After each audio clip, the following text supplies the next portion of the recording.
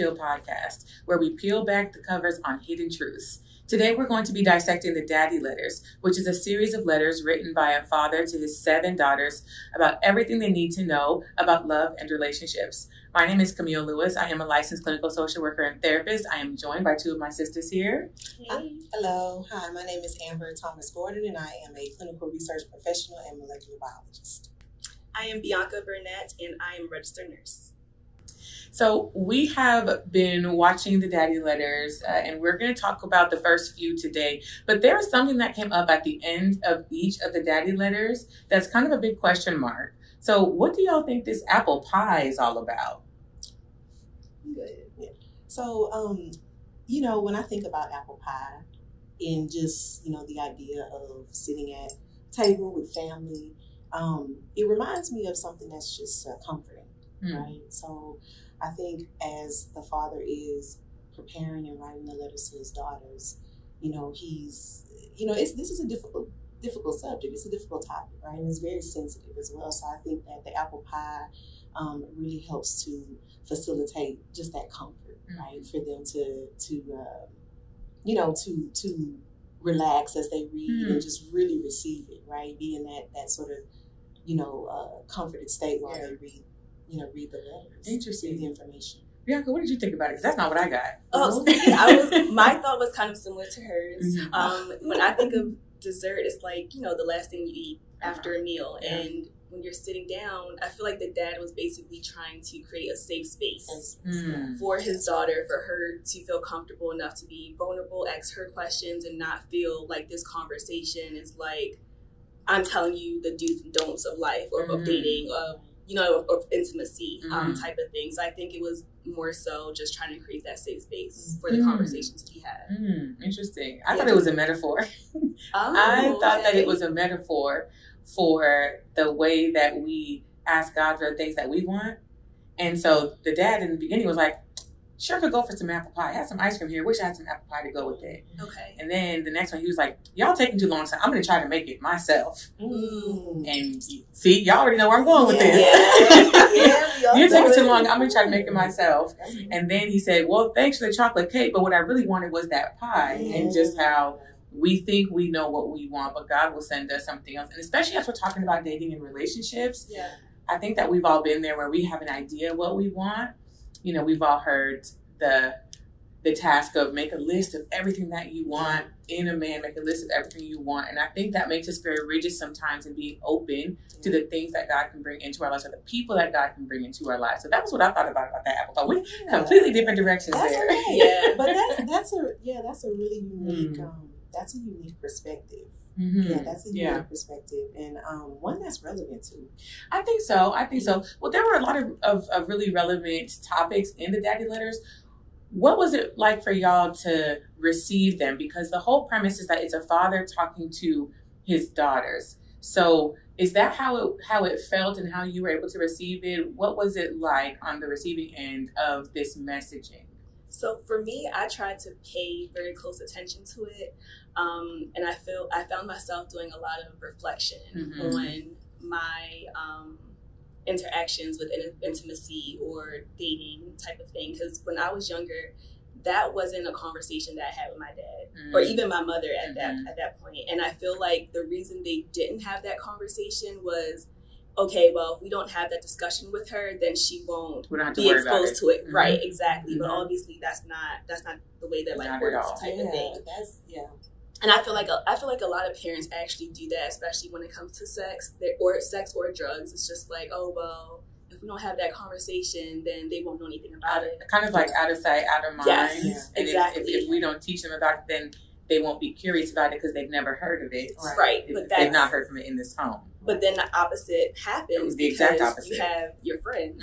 When you're young, you think your friends know it all. You think everything they tell you is the truth. And obviously it's not. We know that now because we're adults, of course. But the younger people, they don't know that. So were some of the things then in the Daddy Letters things that maybe you think would have been valuable for you to have learned or heard when you were earlier, first learning about relationships? Of course. Like what? I agree. Well, I mean, just in general, understanding what dating means. And I think the Daddy Letters, they tell you he's really sharing how to do a relationship. Like, how do you do, a relationship, right? So, for me, it was very similar to Bianca's experience. The expectation wasn't really set, right? And just the information wasn't necessarily provided. Mm-hmm. But it seemed that because I knew this is right and this is wrong, I've been taught that this is right and this is wrong, then I was supposed to somehow translate that to, right, dating habits, right? Or to, identifying an individual and just, and so I think that, for me, if I would have had this information or just even had that conversation, mm-hmm. It could have really changed the trajectory of, relationships that I've experienced. Mm-hmm. And so I think that, it's very important for, that to be shared, mm-hmm. And like you said, sometimes you don't want to, approach the conversation because we know of all the bad things that can happen. Mm-hmm. We know of all the negative things that can happen. And so in that fear, you allow that fear to motivate you to, not really reach your child, right? Mm-hmm. To not have that discussion and really help them to, understand, mm-hmm. What they should do and how that looks. Because we, even sometimes very simple things like, I always think about when I would tell my son, take out the trash. Well, did you tell him how to take the trash out? Mm-hmm. Does he know how to tie the bag? Yeah. Does he know how to take it? And so what are the steps in that? And what does that look like? Right. You know what I mean? And I think that in my time, I feel like that was missed. And mm-hmm. I don't think it was intentional. No, I don't think it was intentional. It's just as you're talking, I'm thinking about the things that we didn't get. A lot of the times, it's because our parents didn't get. Right. So this type of packaged messaging, packaged education about relationships, I think it's new in general. Yeah, I think it's important though. I kind of see the daddy letters as like a pathway or like guidelines for his daughter and things that she's going to come across in her life. Mm-hmm. So it's almost like, okay, I'm not going to, beat you across the head telling you mm-hmm. do this and do that, but I'm going to tell you the things to look out for. Yeah. Tell you, I think in one of the letters they were talking about like having or knowing your non-negotiables, mm-hmm. which obviously is very important. Absolutely. So I feel like in the letters, it's like a guideline, but at the same time, I think the father also understands that there's a possibility that his daughter could also fall off track. Absolutely. You know what I mean? And life is all about experiences in general. So one of the things that I really appreciated about the daddy letters is that I think one of the common themes that I saw was cultural versus Christian principles in dating, which is a huge part of why we struggle. Yeah. Because we are to be in the world and not of the world. But the thing is, we're in it and it's around us all the time. And relationships is a taboo topic. Everyone loves love and we're always talking about it and we're always wanting to be in relationships. Right. And because these conversations are not really had in the home, we're kind of left to learn from the world. Yeah. And in several of the daddy letters, there was this kind of parallel. This is what the world thinks. Yeah. This is what the world says is okay. This is how the world approaches relationships. And so I can understand how maybe you might think this way. But I'm here to tell you that just because this is what the world says, this is not necessarily the best way to go about finding a healthy, God-led, spirit-led, intentional relationship in marriage, which then also speaks to intention and the type of relationships that we're looking for. So I think it went beyond just dating tips, but more about partnership and what that means and how to prioritize it or what ought to be prioritized and how we can challenge some of the cultural perspectives and norms about dating. Right, yeah. And that's a good point, because one of the things that I also noticed throughout the letters is that it speaks about how some of the Christian values are is considered abnormal. freakish was the word freakish was the word. Uh-huh. Yeah, freakish was the word that they used. But it's you are ostracized in a way, Mm-hmm. and you're looked at as not normal. Mm-hmm. You are different. Yes. Yeah, we are different, right? Mm-hmm. But the world and society views that in a negative way. Mm-hmm. So we were talking about virginity, right? Yes, earlier, correct. and how if you are a virgin, especially if you are a virgin and you are X years old, Uh-huh. then okay, that's strange. Right. Yeah. Right. What do you mean? And so it talked also a lot about how in today's society that what is normal and what is standard is premarital sex. Absolutely. And living together. Yes. Yeah. That's accepted. That's what you should. That's do, right? expected. It's right. expected. Mm-hmm. Yeah. And so that's that is that is difficult to when you are a Christian. Yeah. And you are seeking to Mm-hmm. pursue the things of God. It does get it becomes difficult to balance that, Mm-hmm. right? Yeah. I was going to say, I feel like the whole being make fun of or being ridiculed about the virginity thing, I feel like it's something that also affects celebrities. Mm-hmm. Like, I don't know if you guys watch the show Insecure, but Yvonne Orji, yeah. she's like a 40-year-old virgin. Yeah. And when I was on Instagram and just reading the comments, and people are just like, why are you 40 years old and still a virgin? What are you waiting for? What are you saving yourself for? Just go ahead and try it. It's just like, that's crazy to me. Mm-hmm. And the thing you have to understand is that kids or young people are on social media. Right. They read that, they see that. So if they're a virgin, they're like, okay, well, I have to keep that to myself because I don't want to be made fun Mm-hmm. of about Right. it as well. And They're they're ashamed. ashamed of it. And that's something that I actually went through as a child when I was in Mhm. middle school. Same thing. Everyone was out there having sex and I wasn't. And, you know, you have your friends and you think they're going to keep it private between you and them. But my friend at the time went around telling everyone that I was a virgin, and I literally cried. Wow. I cried and I felt like, well, I should just do it. But thank God I didn't. Yeah. But it's just really sad how like peer pressure can really like affect you and take you away from the path that you really know you need to be on. But because you have that influence in the background can make you not follow that path, you know? Yeah. And I think one of the hard things as well is that we see our friends in the world who are having these relationships. Mm-hmm. We see people being married and seemingly happy. And I just heard a lot of women in the church say, well, it makes sense. Mm-hmm. And I can understand this. And of course it makes sense to live with someone first so that you can know what it's going to be like. And so I think that there is a logic, you know, when we talk about deception and how one of the reasons that the devil is so persuasive is because there's always a little bit of sprinkle in truth. Right? It probably would be easier to acclimate to living with somebody if you started before. It probably would. Right. But is that in God's plan? Right. And so we always have to kind of go back and forth between what's more important, that I do this in a way that God is going to be happy with and bless, or that I have it now. And I think that's something that we struggle with a lot as well. Something else that I saw in letters a lot that came up was this whole idea about gender roles. What did y'all think about some of those conversations? So honestly, I feel like I'm very traditional and old school. Like I like the traditional gender roles. Yeah. Do I feel like it should be very like cut and dry? No. Mm-hmm. But I do agree that a man should be a leader, a provider, your supporter. And yeah, I like it. Yeah. I like it. Yeah, I mean, you know, I thought about that, and I was thinking about how it is easy for us to, you know, appreciate, you know, and admire the beauty of God's creation in, let's say, nature, right?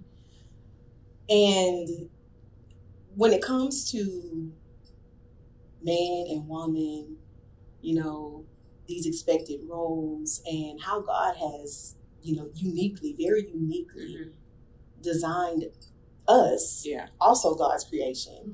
We struggle with you know, admiring that, right? We struggle with really appreciating who we are, right? And I think that, you know, if we can really understand that, it's not just about, in gender roles, right? It's not just about one or the other, a man or a woman performing a specific task, because we don't get the whole picture, right? We just get stuck on a woman should do this, a man should do that. But it goes much deeper than that, especially spiritually. Yeah. Right. And so I think that, it always is really interesting to me how we are so quick, or just society, right, is so quick to want to change, these roles, right? And even at this point, anatomically, they want to make these changes. I mean, it's a hard and very difficult and sensitive conversation to have, but it's necessary. Yeah, I think you're right. It's pretty nuanced when we kind of get into what does it mean and what do these gender roles mean. One of the daddy letters was talking about how historically the position that God gave man as the leader has been taken advantage of and weaponized against women, which I think has pushed us so far in the other direction in doing an overcorrection, right? I would classify myself as like a hyper-independent woman, and we kind of fall into the, I don't need no man for nothing. I can do this, and I can do this, and I can do this. And I think sometimes our circumstances probably play a role into that. If I'm single and ain't no man around, then guess who has to take the trash out? Right. Yeah. But I do think that there have been some things culturally that have made it difficult, I think, for some people and some women to be fully on board for the more traditional gender roles, because that has put us historically in a position of what's the word I'm looking for? Historically, that has been weaponized against us and has maybe made it unsafe for us in some spaces. Yes. And so there is this kind of perversion of what God's plan was. One of the daddy letters as well, something that really stood out to me, was that over time in relationships, the responsibility to uphold the boundary has been placed on the woman. And that the man is expected to be more aggressive, but the woman is the one who is expected to say, no, this is what we are and are not doing. I said, isn't that interesting? That the man is supposed to lead, but somehow it's the woman who has to say, no, I don't want to do this. No, I don't want to do that. And that no one blinks an eye twice if a man is pressuring a woman to try to do something. That's right. Yeah. So some of those so it's a bit more nuanced. So I want to say, yeah, sure, traditional gender roles. I want to, someone to provide and to lead. But what about when you trust someone to do that who is not trusting God to lead them? That's right. Yeah. But that's the issue, right? Yeah, that's the issue. I was actually having a conversation probably 2 weeks ago with someone. It was a male that I met, and I was asking him like what his perception or opinion on the current dating scene is. And he was saying that women come off very masculine nowadays. And of course, when he said that, I'm like, do tell. Tell me more. Like, I was very intrigued by, his statement. And he kind of touched on that. Well, I kind of touched on it as well. How if you're a woman and let's say you're single, you have children, let's say you're a single mom, and you've constantly been let down by men to the point where now you kind of have to play that dual role, whether it's in your child's life or your personal life, then I feel like over time, it subconsciously just becomes a part of you to develop these masculine or, quote unquote masculine qualities. So I don't think it's intentional for women to act masculine. I think it's probably partially like a defense mechanism, but also just an effect of what they've experienced. So what you're saying is that it becomes necessary sometimes to actually fill that role because it needs to be filled. Right. It has to be done. It has to be done. I can speak to that because I'm a single mother. Right. Please do. Please do. And so that is very true. And so, what I have found in, in exchanges with men is that there's some intimidation there, right? So sometimes my strength is mistaken for aggression. I know. And it's not, and I don't consider myself aggressive. However, I know how to be assertive. I know how to be clear. I know how to, state my boundaries and uphold my boundaries. Right. And, that is something that many people don't understand. Yeah. just how to establish boundaries, altogether. And so for me, I get that a lot. I get that, but it has to get done. So, I can't teach my son how to be a man because I am not a man. Right. Can't teach him how to be a husband because I'm not a husband. But I can, teach him how to be a good person. I can teach him the things that God, expects of him. And it and that is something that that's something that I've dealt with because I have to do it. Or else it doesn't get done. Yeah. So for me, I may be how do I say it? Hypersensitive with certain things in my home because I'm a woman raising a young man, right? So sometimes maybe, especially within my home towards my son, I would like to show, a different level of, sensitivity. Sure. But then there's that fear too that exists in me. It's like, okay, well, if I do that, how will he receive that, right? I want him to understand the things that God has for him to do. Yeah. And so it can be very difficult to balance, having that, that strength, I guess, or, what he would receive from a male figure, right? And then as mommy, right? Yeah. So I do have to be mindful of that. And so for me, it's hard, right? Because I'm always trying to navigate, that terrain, right? And it evolves as he grows older. Then we have different, different issues, right? Yeah. Different things we have to address. But with that being said, that's why I think it's so important, not only for males, but also young females to have a same-sex mentor in their life. Yeah. Because, in your situation, like you were saying, you can't teach him how to be a man because you're not a man. Right. But what about the other people in his life, right? It could be an uncle. It could be a member of the church. Like here at Pearland West, we have numerous,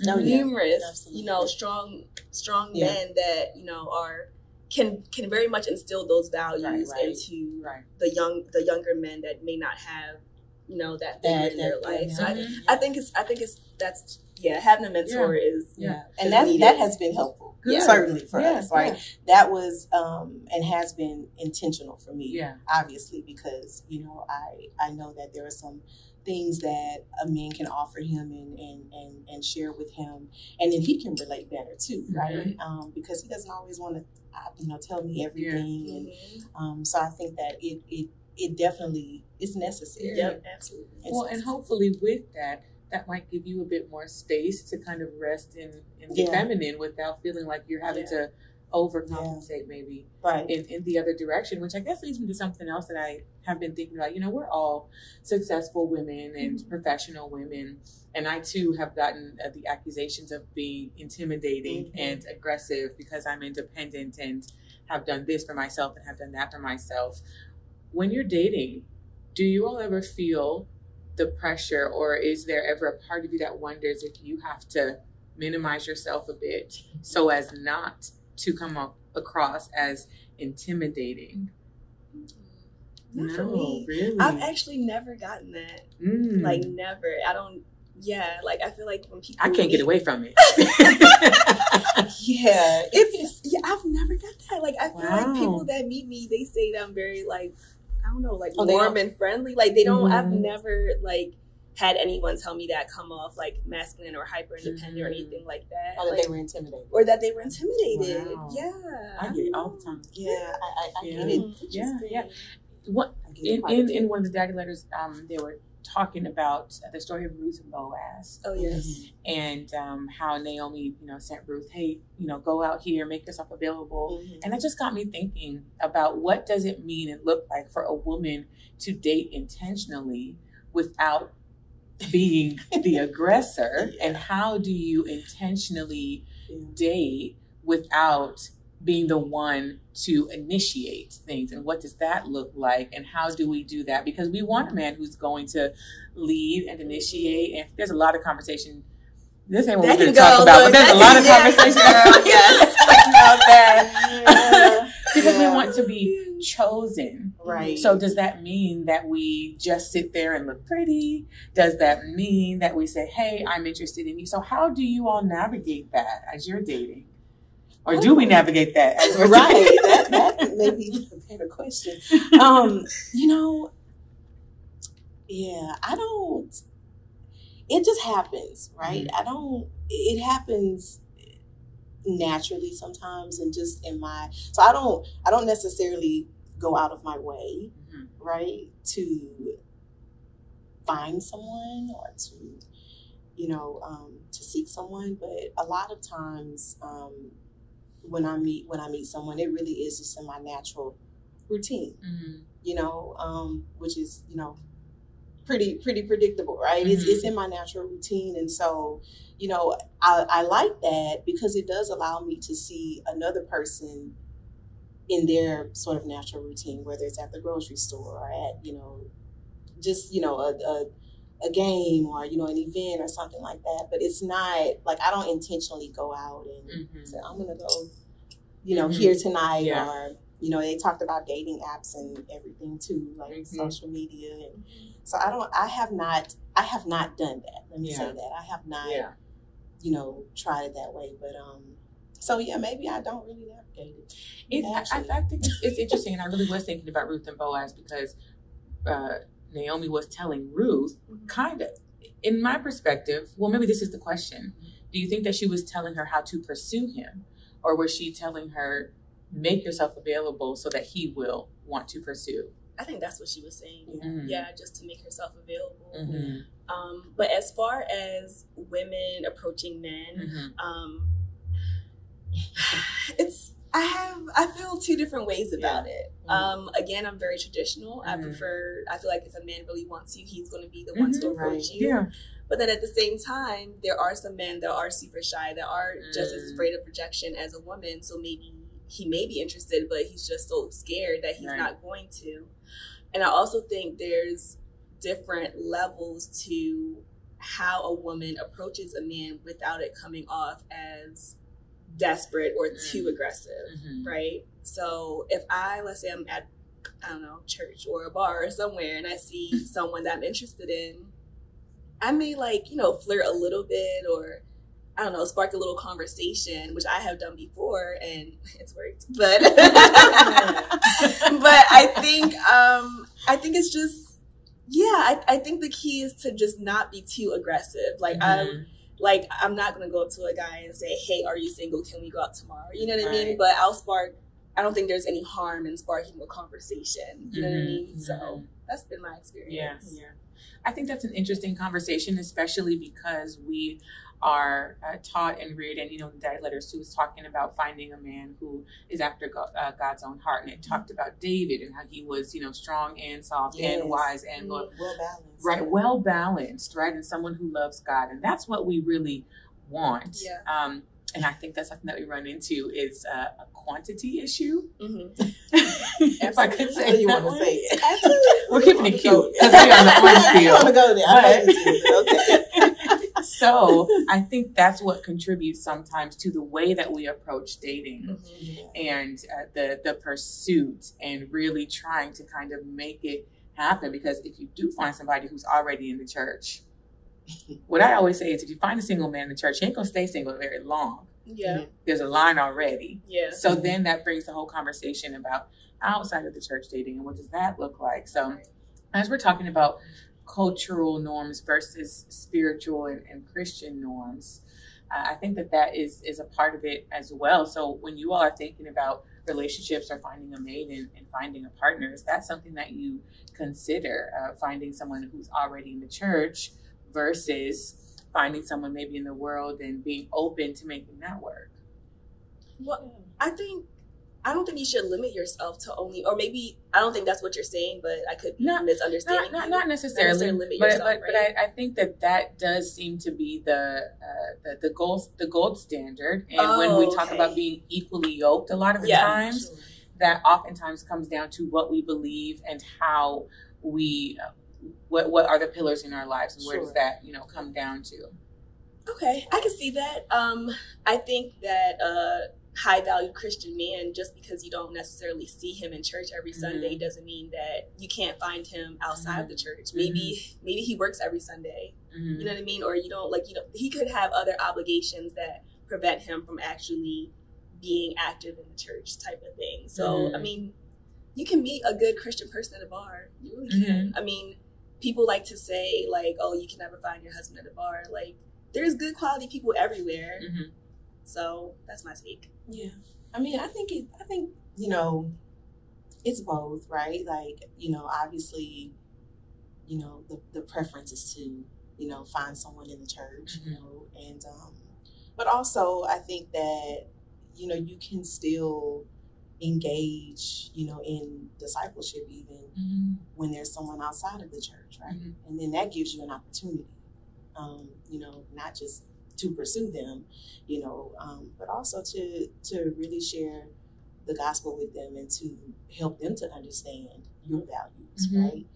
And that was my case, you know, actually, and in the past. And so, you know, I think that, you know, I don't know, it just depends. You know, I like to allow sort of this organic space for things. You know what I'm saying? So, you know, sometimes I wonder if that is me not being intentional. You know what I mean? Because when we hear the word intentional, because we love to say intentional, it's you know, it's a few right now. And so when we think about that, you know, what does that mean? What does that really look like? You know, especially like in this space and with this topic, right? Because if I have to go through this checklist, and if I have to go out and do these things on this checklist, then I'm not being intentional, right? But I've experienced relationships that it just happened, right? Because, you know, you talk to God, you pray to God, you put your requests out there, right? And you will see those prayers answered, you know, sometimes, and you will have people, you know, come into your space. And for me, it really has been just this very organic situation, right? It's not been something that I felt I had to, you know, just manufacture. Yeah, that's a good word. Manufacture, you know? And so I think it really depends on the person, you know, and it's your preference. But, you know, obviously the goal would be, though, for you both to be on the same page. Same place. And I think that's a better way of putting it. I've started using the term spiritual compatibility a lot more. Sure. Earlier, before we started recording, we were talking about the fact that you can find somebody who in church, just because you're in church don't mean you know God, and just because, you know, so there's this whole thing about compatibility and how sometimes we might overlook certain things just because they have this one thing that we really want to see and really want to look for. So maybe we can talk a little bit about what we prioritize. And did the Daddy Letters give you any new insight about what we ought to be prioritizing when we're looking for a partner, or was it kind of affirming the things that we're already prioritizing? One of the things that spoke to me was, I think it was the last, or maybe letter 5, where he talked about love. I don't think we talk about that enough. And all the different types of love. And all the different types of love. I don't think, I mean, and even just getting that in your spirit from a young age, you know. We hear about them periodically through a sermon or two, you know, maybe a series or so. But I think to really understand what that means, you know, in my behavior and my action or my exchange with someone, my experience with someone, right? And I'll say that I have not, you know, I've not heard a lot about that. And going through each of those, you know, the different types of love. You know, I think that that's really important because, you know, he points out how, like, sometimes, you know, we are just so physically attracted. You know, that's the first thing, right? And you want to be obviously attracted to you know, someone. Gotta be. But, you know, but we think that is the most important thing, and that's really what, you know, sort of initiates that relationship and sometimes keeps it together for a period of time, right? So this is something I want to touch on. It was also in Daddy Daddy Letter number 5 when he was talking about love and how sometimes you're so in love that it is deceitful and like really like messes with your mind, right? And the first person I immediately thought about was, you guys heard of Risa Tisa? Yes, girl. Yes. So, okay, so basically, it's a whole thing. It's a whole thing. It's a whole thing, but I'll summarize it. Basically, this lady made like a 53 series TikTok thing. Yes, I did. Talking about like, you know, how she fell in love with this guy and basically he she talked about how she ignored several red flags along the way. And I think that's the part that we're getting to, is that you can be so infatuated with the idea of someone. Absolutely. And I feel like when you're not in the situation, it's so easy for you to say, oh, if that was me, I would never do that. Absolutely. That is not the case. Absolutely. Yeah. Been there, done that. We all have, we can all in hindsight say, girl, what was you thinking? Like, I was in love. Like, I was in something. I don't know if that's what it really was, but it was something. It was something. I think in that same one, though, it talked about love versus infatuation versus lust versus passion. Right. And that got me thinking about the role of romance. And we like to romanticize a lot of things, and how sometimes we can confuse that with actual love.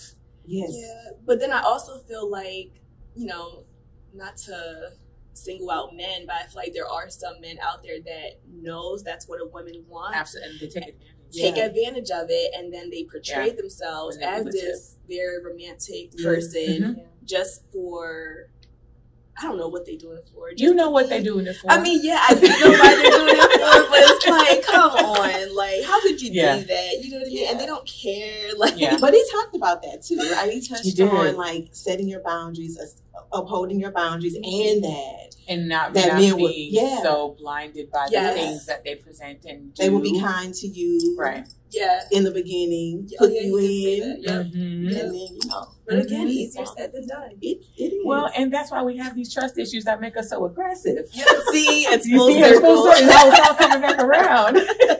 Absolutely. Right. But it did make a point in one of the daddy letters about how it's really important to prioritize the internal parts. Yes. The internal workings of a person instead of the external. And so I think all these things like romance and whining and dining, those are all external. Yeah. And that's fine and that's nice. Yeah. But at the end of the day, when you think about the kind of person that you feel safe enough to build a life with, right? Buying me roses ain't gonna cut it. Well, that's what's on the inside, and that's what he said. That's what you get, right? You eventually, if you don't get it up front, you will get it. Is what's on the inside, right? So those are the things that is what should take priority. But you know, we just, you know, that's not the initial sort of attraction, or you know, and then when you hooked, you're hooked in.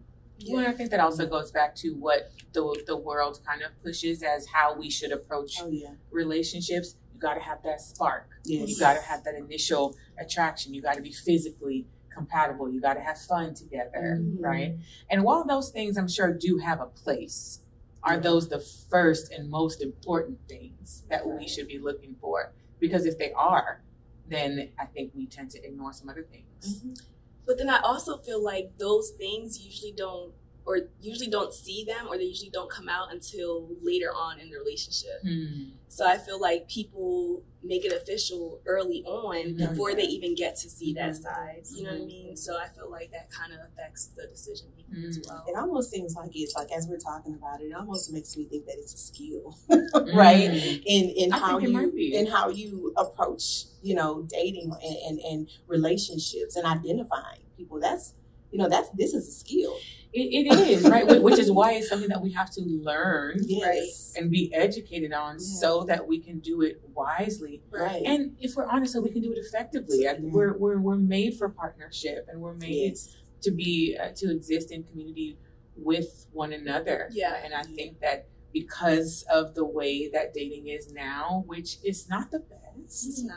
There are a lot of challenges that come with that. Yeah, and so the marriage looks different.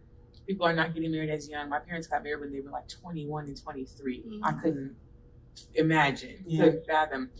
But I think that also lends itself to these other mindsets that have sprung up, which is, You can be happy single, and you have to be, but you don't have to, be seeking these things. And marriage doesn't have to be the goal. It doesn't need to be the final frontier. And I think there are just some other mindsets maybe that have kind of entered into our culture that impact the way that we think about relationships and dating and the way that we approach them. And the thing that I always think about how important it is as a for a woman, right? As a woman, how you carry yourself.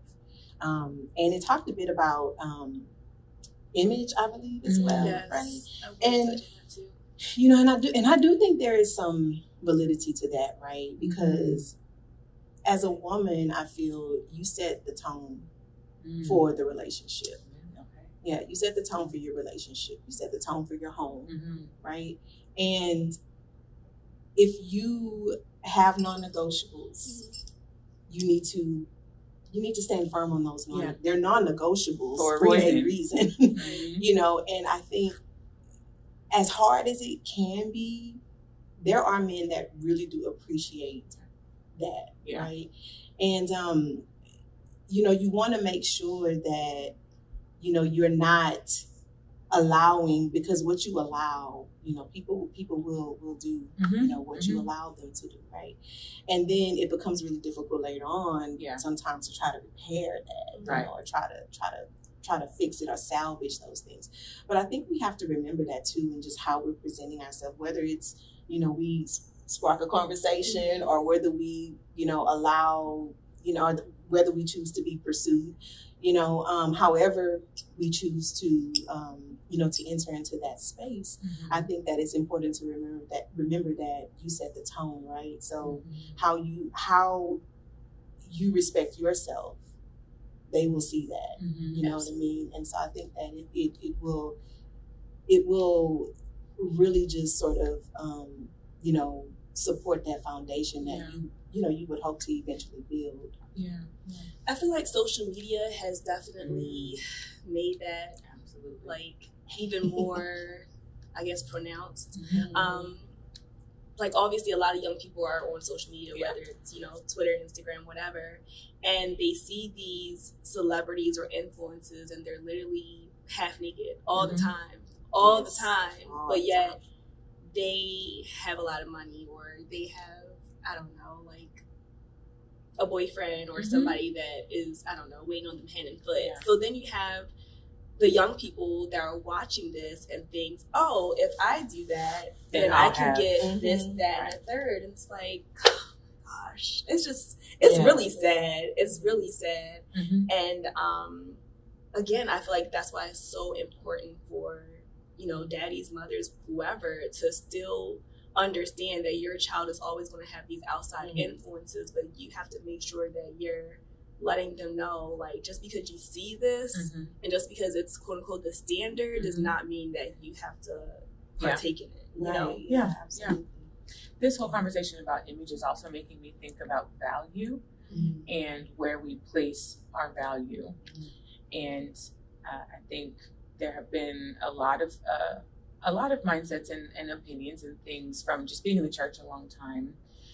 And I think that some well-meaning things have maybe developed into a misplaced value, and the emphasis on getting married, finding someone, getting married, being chosen, getting married, where's your man, has really kind of turned into this desperation that we feel to gotta find a man, gotta get married, gotta find a man, because if I don't have one, what's wrong with me for not having one? So do you feel, I'm just putting the question out there, do you feel isolated as a single person in the church? I don't think I would say isolated. I will say that is a question that I get often from, if I'm being honest, older women in the church. And I believe it's coming from a really good place, but I think that it develops into something that could be potentially unhealthy in young women. Absolutely. Right. I was actually having this conversation with one of my girlfriends back home, because all of my friends are single, like in their early 30s, well, except for Allie, but and I guess Lanicia, but everybody is single, and it's like, you know, you go back home for the holidays and your grandparents or your aunts and uncles, first thing they want to say, oh, when are you going to bring somebody home? You have this, that, and the third. Why don't you have a partner? And it's like, I don't know. To me, it gets very frustrating. It does. Extremely frustrating. And it almost makes me feel like, dang, so maybe there is something wrong with me. You know what I mean? But that's not the case. Right. I mean, dating is hard. Point blank, period. But it's multiple factors that are affecting the dating scene and dating process. So I don't think, I wish that older adults will try to be more like self-aware of how it comes off and how it can affect the person that they're constantly asking that question to. Yeah. And of course, I can't speak to the kind of comments that young single men in the church get, but from what I gather, I don't think it's the same kind of pressure that's put on them, which is interesting. If they're supposed to be the ones that we're expecting to pursue, and he who finds a good wife, he's supposed to leave and find the wife, right? Yeah. So there's this interesting dichotomy of don't be too aggressive, just sit and let them come to you, sit and let them pursue. They're supposed to be the leader, you're supposed to be soft, you're supposed to be this, but why you ain't got a man? Right. Where your man? Right. So it's really, and then it does kind of, it writes this narrative that there is something wrong with you for not having one. Right. Yeah. That one got to sit for a minute. So I mean, I think that has to be a part of the conversation, because when we're talking about how we approach relationships, when we think about how we approach things, I think we also have to think about what emotional space are we coming from and why we're approaching it in this way, whether it be relationships or anything else. Right. And when you were talking about image and how you set the tone for your relationship and how we ought to carry ourselves in a relationship, I think that's such a beautiful message that a lot of us have learned later. Yes. Because first we learned you need to find a husband. Yes. Yeah. And that developed into something that we then have to kind of unlearn. Right. And I think that's where some of the overcorrection comes in. I don't need no man because I don't get my value from a man because I'm valuable without one. Right. And we have to kind of rein it back in and find this kind of middle ground. Right. And so earlier we were talking about having, mentors, and I was just thinking about the importance of community and whether or not these things have really been modeled. So what do you all think about the kind of maybe examples that we have, or how we can, is there a way that we can maybe lean into our community more? Can we be more supportive to one another in this space as we're trying to navigate relationships, especially as women? I think, community is important. Yeah. It's absolutely important. And, I believe that, yes, there is always an opportunity for more support, the right support. And maybe that conversation is just not always had, and or it's not always clear. But I think that is definitely something that is needed. I mean, because it's so much wisdom too, right? Like there's so much wisdom, certainly within our community, right? We have so much wisdom there. And I believe that like you said, sometimes it can feel the intention in which the message is delivered, maybe it's not always received that way. Intent versus impact. Yeah. And then you have to think, well, is it because you have some insecurities about it? And maybe, that is what's sort of driving, facilitating those feelings that you're having. It's like fact versus feeling, right?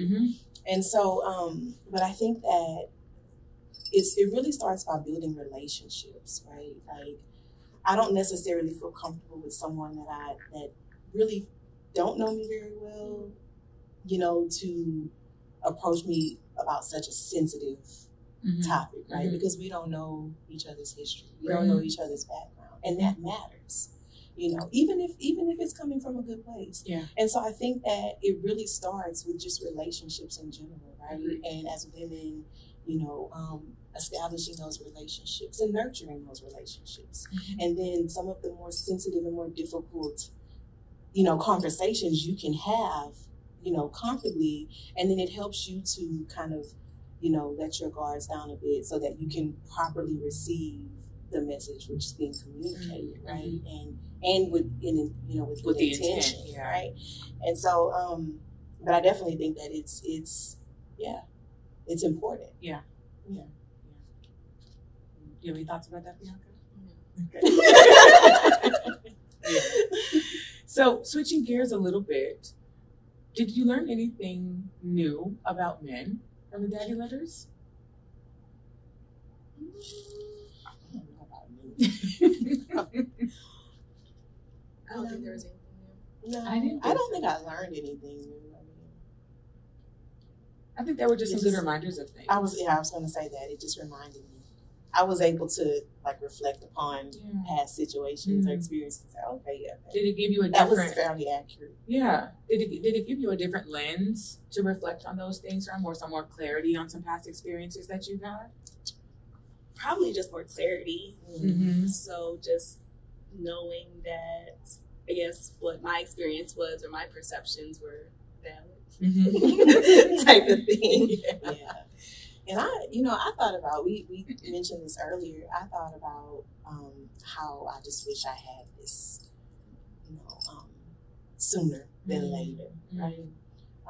But I think it's, a lot of the information is very helpful. And it's something that I think needs to be shared and expressed with others, right? So that at least they have an opportunity, right, to implement these ideas and these behaviors, and maybe change if people are out there dating, maybe it's something that they can implement and then change what they're doing, right? But yeah, I don't think there was, as far as men, nothing really, but they're the same. But yeah, definitely helped me with clarity. I reflected a lot. Yeah. So then maybe, and I'm not exactly sure how we are in time, but maybe we can all just kind of think, was there anything, now that we have familiarized ourselves with these first 5 daddy letters, can we maybe think of one thing that we're going to apply to the way that we are approaching relationships moving forward now that we do have this insight? Take a second. That's a good question. I guess more so just being more aware of how you perceive yourself, or how you're perceived. I think I said it backwards. How you're perceived by others, by men. By men, yeah. I can't think of anything else to elaborate on that. Okay. I think for me,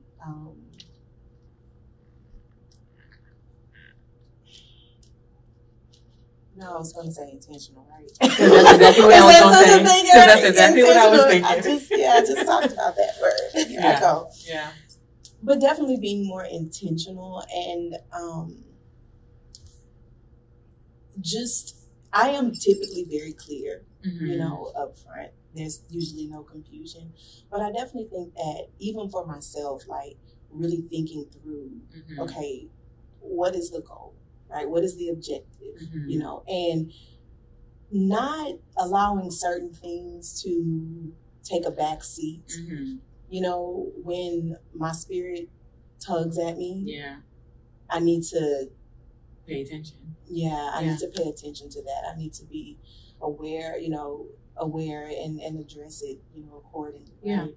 And I think that that's something that just holistically from the letters that really resonated with me, because essentially, the letters are, he is providing his daughters with a lot. It's a lot of information. I don't know how they got the letters one at a time, but that's a lot, to digest, right? And so I think that really being certain about who I am, you know, and what those expectations are, and making sure that I am communicating that, and you know, and understanding how that is received. How that's received as well. Yeah. I think for me, I'm a romantic at heart, and so the whole conversation about discerning the different types of love and affection, I think is something that I'm going to really take root. Just as I'm moving forward and really being sure and more thoughtful about what I'm feeling and not mistaking something for love or for a specific type of love when maybe it's not. Yeah, you know? I like that too.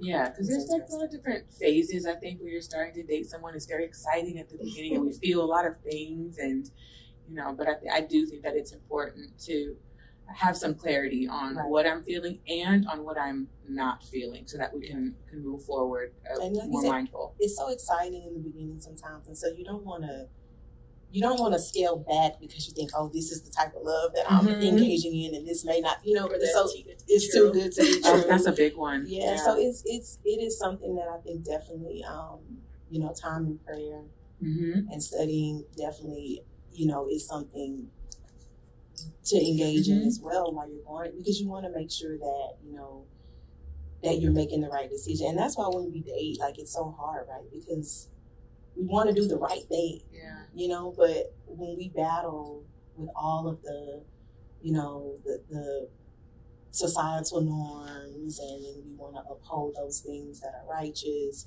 you know, trying to find that place, it is really difficult. And I think a lot of the pressure, it is placed upon women, you know? So as women, it feels even more so difficult, right? To uphold those things. So yeah, I think that the only right decision is letting God lead every part of the dating process. To say, okay, God, whatever you're gonna do, whatever you're gonna say, because there are so many different things to think and being about okay with that. Yeah, I find comfort in that now. Yeah. Absolutely. Good. Well, was there anything else specifically that stood out to either of you about the daddy letters? Nobody's kind of been talking about it in general, but there were some kind of themes that I think kind of crossed over. We've covered a lot here today. So, any last thoughts? Or those were our last thoughts? Those were our last thoughts. It's a good conversation. Well, this was episode 2 through 5 of the Daddy Letter, so I'm looking forward to getting into the rest of them and hopefully having some more fruitful conversations about it. Absolutely. Thanks for joining. Thank you. Thank you.